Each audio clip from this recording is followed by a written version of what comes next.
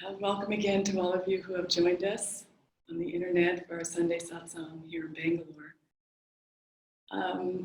I'd like to share with you today, recently, I have read a beautiful little book that was given to us, published at Ananda many years ago, and it's called Experiences with My Guru, Paramahansa Yogananda, by Hari Krishna Ghosh. It's a beautiful little book, and it tells of his deep experiences of his life with our Guru and his Guru, and the saints that he met, and the life that he lived, the holy life that he lived with the relatives of Yogananda, our great Guru.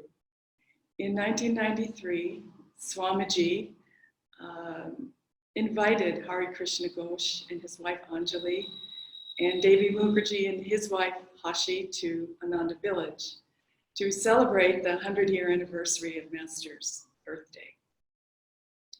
He invited other disciples also, Bob Raymer and other disciples. I can't think of their names right now. But these four in particular made a deep impression on me and my spiritual life.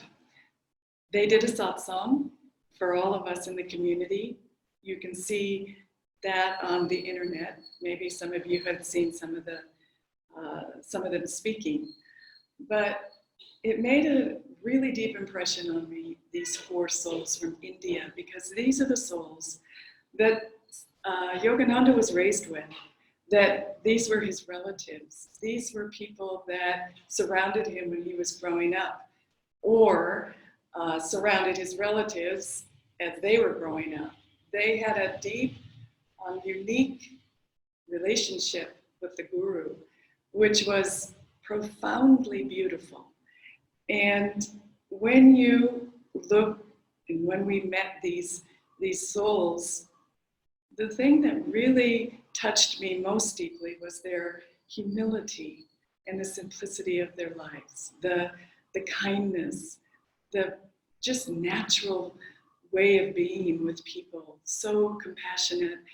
And they were Master's children. You could feel it. And I feel that in all of Master's children. These particular souls blessed us in 1993, and Durga arranged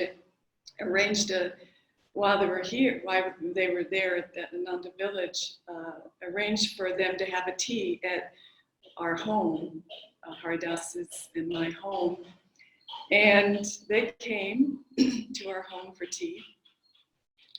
And one of the things that we offered them, Rose was helping us make these, were cucumber sandwiches. And it was very sweet. They came into our home, they sat, they laughed, they gave Rose a ton of energy. She was a little girl then. And just so happy to be in a family's home, a devotee's home. So relaxed. And Hare Krishna started eating the cucumber sandwiches. And Rose had offered them and then put them on the table. And there was a big pile of them.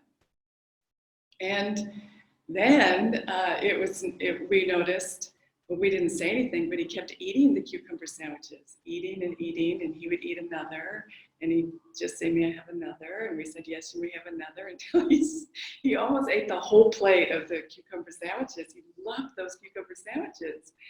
And they were just simple, little bread with cream cheese and cucumber and a little sprig of mint.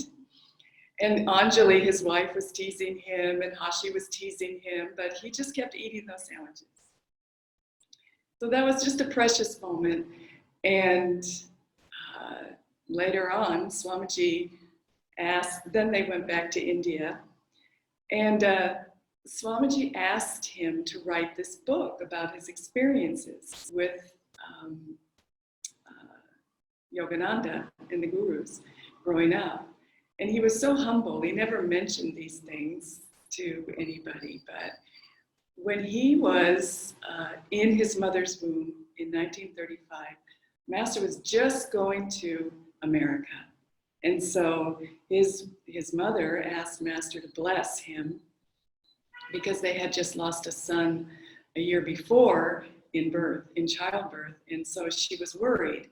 And so Master said, no, this will be a boy child, and he will live to be very old and will be a great disciple, a great lover of Divine Mother. And so, indeed, he was born 2 months later, and Master had given his mother a bangle, copper, silver, and gold, and told her that he should wear this bangle from birth, and didn't tell her to take it off, so he wore it his whole life. Until he saw Master in 1935, when Master came back. He was 15 years old. It's the first time he had met Master. In this book, he shows how during those 15 years and when he was growing up, he met many saints, the most important of which was Swami Sri Yukteswar.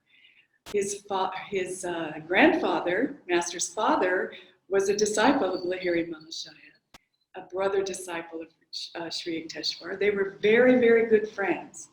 And so this boy growing up slept in the Master's father's bedroom, in the same bedroom for years and years. And he said about his grandfather that he stayed up all night and meditated. He's a very simple man. He spoke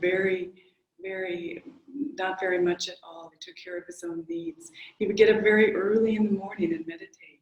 He meditated a lot. That's what he remembered about his grandfather. And he said he was very kind and compassionate. This was Master's father. And he said Sri Yukteswar used to come to their house. And he used to come to their house twice a month, and he would stay all day. And he said they would meditate together, he and his grandfather, hours and hours of meditating. And this was his experience of being around these saintly souls. Hare Krishna Ghosh, his father, Sananda, lived, his father was Master's brother, and he took care of the house where Master had grown up and kept it as a shrine. And so Hare Krishna Ghosh lived in that house his whole life. For 74 years, he lived in that house.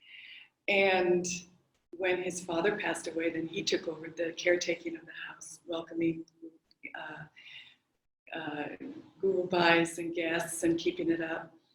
And you could feel, we've been to that house, just the joy of growing up in that house. You could hear Master running up and down the stairs with his friends and his brother. You could hear the laughter and the noise of a big family. And then we met and meditated in the attic upstairs, and it was just so deep and so profound. This was the home, this was the temple where Master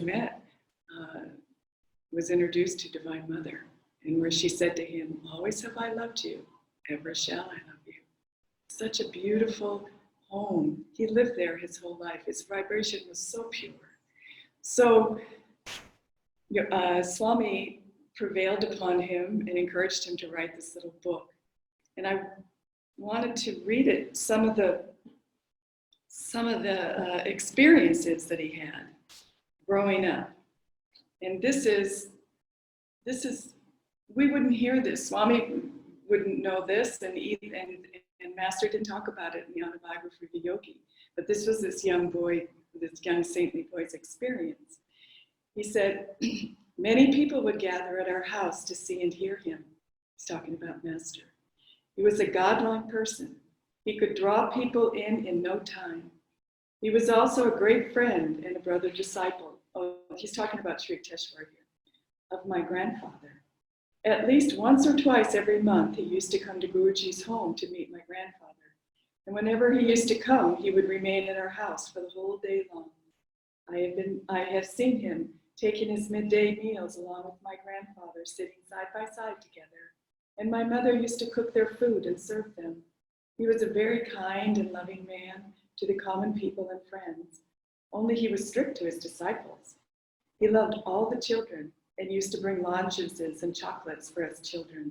He used to talk with us as an ordinary man. He was fond of feeding friends and devotees of whoever used to visit him in his Sarampur house and also in his Puri ashram.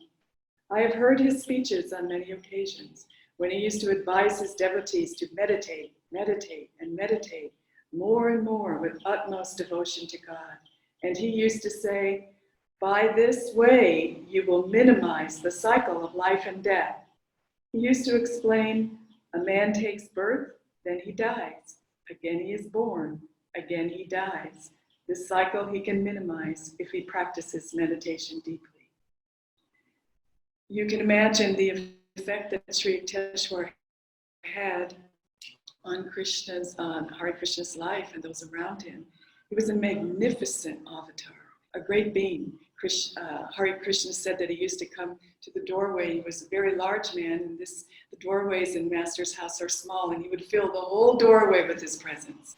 And then he would meditate. And this was his experience growing up, seeing the avatar meditate with his grandfather and other saints, day after day, month after month, year after year. Such a profound experience. And this is what drew him to his guru and his spiritual path. And I was thinking, this experience that Swamiji wanted him to write down for all of us to hear was not just for him, it's for all of us. And the example of our lives, the example of his grandfather, the example of Sri Yukteswar, they didn't just talk about it. They didn't just tell their children to go meditate while they watched the internet. They were kind all the time. They were always loving, and they always meditated because they knew that was the example that they were setting for the people that were there in the house. Not huge crowds. They had a little platform outside the house where people would come and listen to him, 20, 30, 40, maybe 100 people. But it's the example of the Guru's lives that we need to meditate on, not just their words, but what they actually did in their daily life, how they actually drew on the presence of God, how they actually related to the people around them. This is what we should be meditating on. And this little book gives us a glimpse from a young boy's eyes into how we should be. Hare Krishna Ghosh was in his 90s when he died, but he lived his life that way. And you could see when we met him in America, so kind. He lived the teachings. He didn't just dismiss them and think of himself as an important person because he was part of Master's family. No, he shared with kindness everybody that came into his life, everybody that came to the door of his Master's home. This is how he lived his life. And it's shown in his eyes. Such a beautiful, pure soul. His wife Anjali was also a very saintly soul. And to be in their presence was a deep blessing for all of us at Ananda. This is another little excerpt from this book, from his life, Experiences with My Guru. He says, I felt Yogananda was my guru long before he came to Calcutta in 1935. From my early childhood, I heard about all the masters from my grandfather and my mother, so that from every moment, I don't know what attracted me, but whenever I came back from school in the evening, leaving aside my class books, I used to turn the pages of the magazine sent by Guruji to our house. That was East-West. It was a great big magazine, 14 inches long and 9 inches wide. I could not read or write much English, but I used to turn the pages. That was a very big attraction for me every evening. Guruji was a highly spiritual soul. He was great in his very appearance, his personality, his way of talking, his love for mankind, love for children, his smiles, his songs, his delivering lectures, his humorous stories, and whatnot. He was great in all respects. To my mind, he was a modern yogi and a modern and broad-minded outlook, much ahead of his time. He was not satisfied meditating only for his own benefit in a remote corner of the Himalayas or any lonely place. He came on this earth for the benefit of mankind, teaching Kriya Yoga throughout the world. This universal love was a special quality in him. And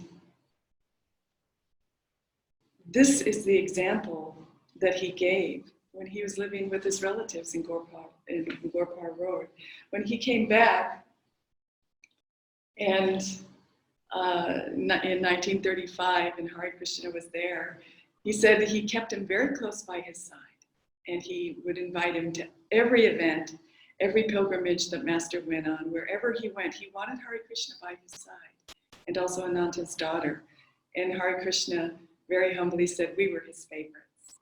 And so he has many stories about Master, but that previous reading that I just shared shows what really made an impression on, it says here, what really made an impression on Hare Krishna Ghosh was the way he lived his life, and the vibrations that emanated from him in his daily dealings with everyone that came into his world. And this is the example that we need to have, and especially now, when I think of little Hare Krishna Ghosh sleeping in his grandfather's room and seeing his grandfather meditating. What an example for us now that we're all secluded, now that we're all quarantined and our families are all together. What an example for us. How are we living our lives? Are we waking up in the morning and just making it through and turning the bad news on and maybe watching a video or putting our kids in front of the TV or whatever we're doing to make it through the day? Or are we using this time as a remarkable blessing from Divine Mother and the Gurus to teach our children spirituality, to share loving vibrations with our relatives, to show that this path is one of kindness and compassion and generosity of spirit? Are we really taking this precious time? It won't last forever. We'll get out of quarantine and we'll look back on this time and we'll get through it. We all will get through it. But if we use this time wisely and think of Hare Krishna Ghosh living in the house with Master and how Master lived his life, how Anjali lived her life, how Hare Krishna lived his life, every day in that same house with their relatives, they touched hundreds of souls, hundreds. And so when they finally did come to America, they had never left India. They didn't have to put on a front and they didn't have to be important or give a special talk or do anything. They were just totally 100% uniquely themselves. And that's what this path gives us. The more we meditate, the more we serve our Guru humbly, the more we take in our situations that we find ourselves in as a blessing and use these body temples as instruments to share Master's vibration, to share Sri Yukteswar's vibration, to be more like them in our daily activities, in our words, in our aspirations, in our actions, in our relationships. Every single thing that we do should be imbued with the Guru. This is what this little book taught me, that I'm not alone in this house, that Master's here, and that he has us here for a reason. Why are we all secluded? So that we can become together, we can come together on a deeper level. Our spiritual family can touch one another's souls through Master, through watching what's online from Ananda, through chanting more, through meditating more, through taking this time to deepen our spiritual lives. It's so important. I know it's not easy, because just like he was telling us in this book, the Indian family was very busy and very noisy and very joyfully so, but not one of seclusion. But that didn't matter, because this little boy still, with living inside of an Indian home, still, what did he glean from his childhood and growing up in that home with his Master's brother and all their children? He remembered his grandfather meditating late into the night. He remembered him waking up early and meditating. He remembered Sri Yukteswar meditating, telling him to meditate, meditate, meditate. And through that, he became such a deep devotee and a disciple, such an open-hearted soul. He followed their example. This is what we have to remember. Children follow our examples. Our relatives will follow our examples, maybe not right away, but we're planting seeds. We're planting seeds for the future for them. We must take our spiritual lives seriously. We can't just look at this time and say, well, when I get out of here, I'm going to go do this and I'm going to go do that. We don't know how long it's going to take, but this time is precious. And I really realized it after reading this little book. Hare Krishna Ghosh, I met him in India when he was 90, 2 weeks before he left his body. He had been in seclusion for several months and just in samadhi. And Rose and I had come to Calcutta because she wanted to, we wanted to see Hashi and Devi Mukherjee. And also, she wanted to work in Mother Teresa's hospital there. So we went there and we worked there for a week. And then Devi Mukherjee took us around to Dalkineshwar and all the shrines of Master. It was quite special time. But there was the moment where he said, why don't you go see Hare Krishna Ghosh? He would like to see you. And I said, well, he's in samadhi and he hasn't seen people. He said, oh, he will want to see you. So I said, well, it'd be wonderful.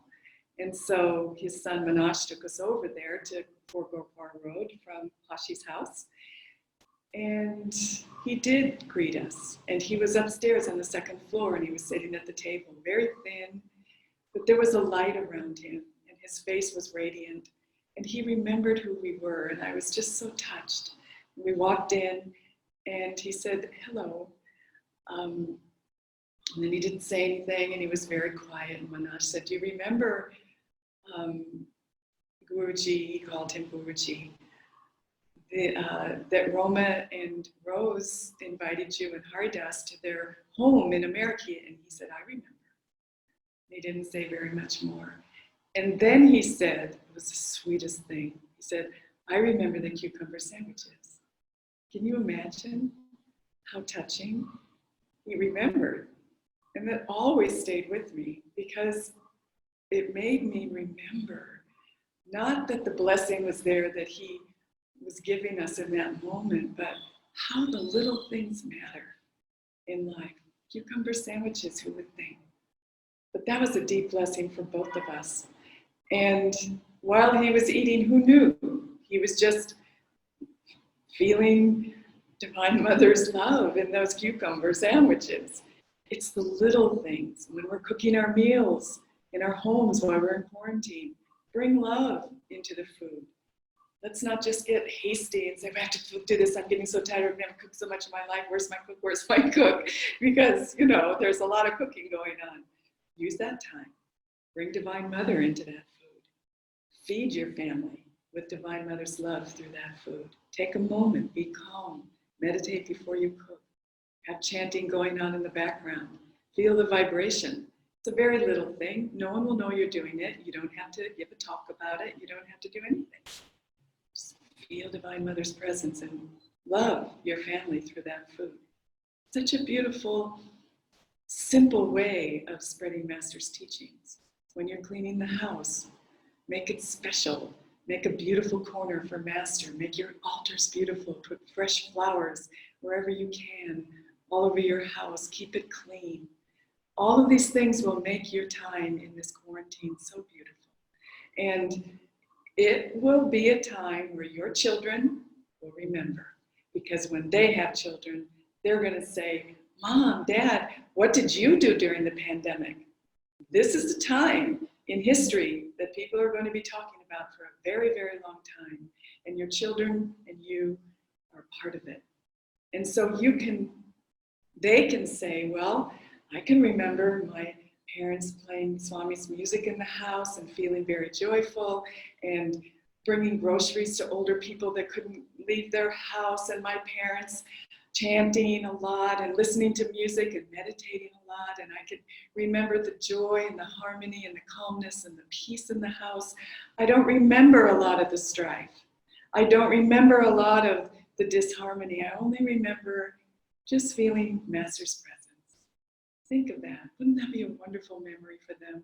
Well, this is the time to create that memory. This is the time, just like Masters time was when he was a child, and Hare Krishna's time was when he was a child, and Anjali. So we need to remember every moment counts. Fill ourselves with inspiration. Fill ourselves. Use this time as a deep, deep, deep blessing from the Guru, because that's what it is. I wanted to close with just the last page of this little book. This is Hare Krishna, and he wrote this when he was in his 70s. It was our long desire to visit the shrines of Guruji in America, but for so long it was not possible for us. Now, this long desire is fulfilled as Sri Kriyananda, a direct disciple of Guruji and founder and spiritual director of Ananda Church of Self-Realization, invited me and my wife to visit America. He took us to America and Europe twice. We were his guests, and he took us to all the shrines of Guruji and did everything for our tour and travel in America and Europe. We also visited many Ananda branch colonies in different states, and we're happy to see the sincere devotion and love of Ananda devotees for Guruji and his family. It is great to see that the lives of all the devotees are changed, and all of us have peace of mind with the blessings of Guruji. I feel that Guruji is always with us, blessing and protecting us. And so it is. Master's always with us. We just need to tune into his inspiration, listen for his guidance, and live in love. Live with the thought that you are never alone, that this moment is the most precious moment of your life, because this is the moment where you can connect with Divine Mother in your heart through meditation, through your selfless service, right where he has placed you. I would like to close with us saying this affirmation together. I wanted to say something about this affirmation. All of us as Master's children are saying this affirmation every day, and I hope you have been saying it too. But thoughts are things, and thoughts come from consciousness, and we are all united in God's consciousness. So when we say this affirmation all together, there is a great light that goes out from our minds and hearts. We are joined together in the love of Master. And so it's very important, maybe right after your meditation every day, say this affirmation. And if we are all saying it, hundreds and hundreds, thousands of people all over the planet, with deep sincerity, sending this light out, we can make a difference in this world, in our spiritual lives, in the lives of our Guru Bhais, in the lives of our relatives, in the lives of all the souls on this earth who are suffering, that don't have the spiritual resources right now that we have. Let's pray that they get them through our efforts in prayer, meditation, and affirmation. So let's close our eyes, and you can say this out loud, or you can say it to yourself. Make sure your microphones are off. God's light is within me and around me.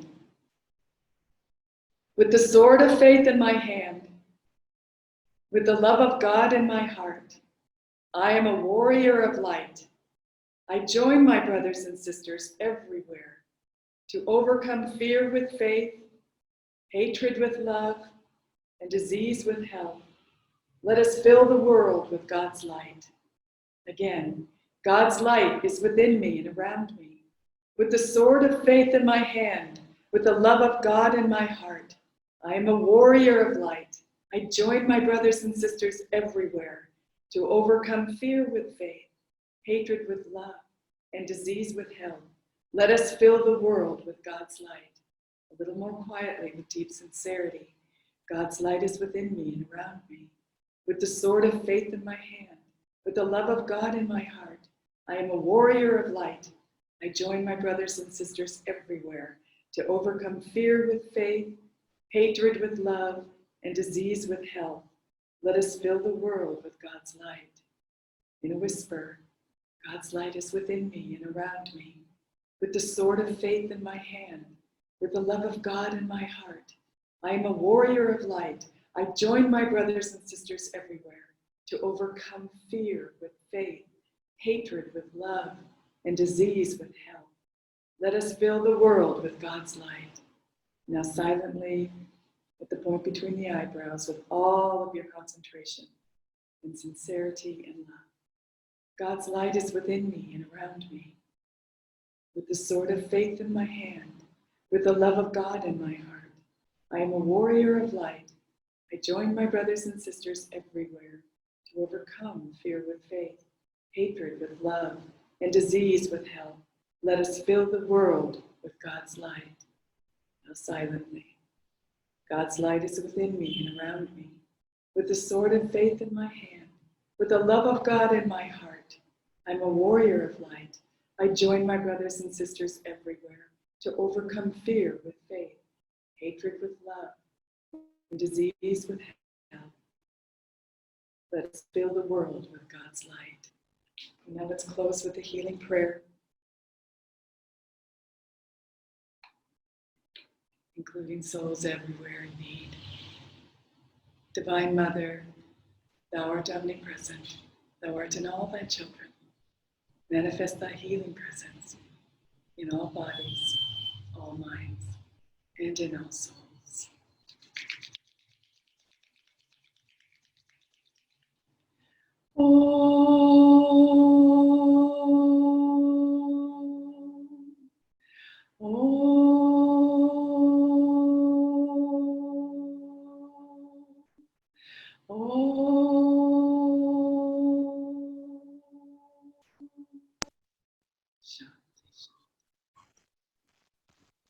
I would like to do this song before you open up the chat.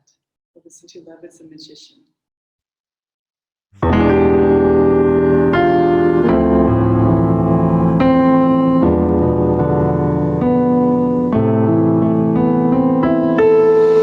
Love is all I know, sun rays on the snow of our winter long, in darkness without song.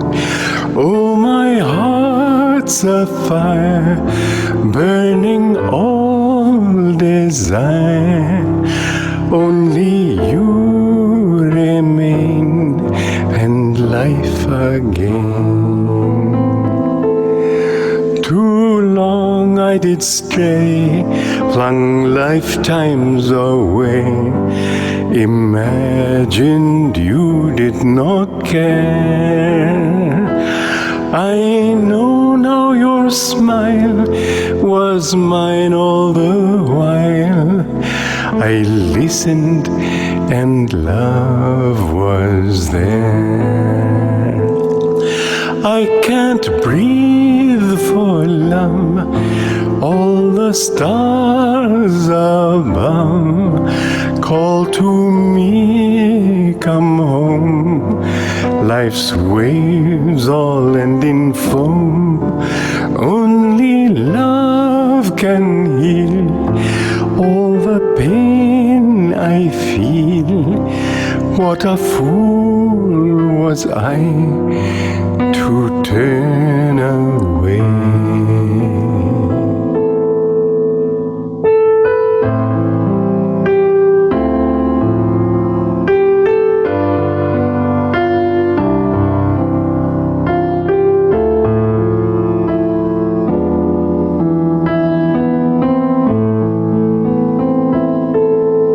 Love is all I know, sun rays on the snow of a winter long, in darkness without song.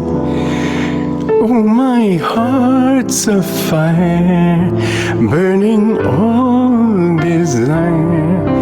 Only you remain, and life again. Too long I did stray, flung lifetimes away, imagined you did not care. I know now your smile was mine all the while. I listened and love was there. I can't breathe for love, all the stars above above call to me, come home. Life's waves all end in foam. Only love can heal all the pain I feel. What a fool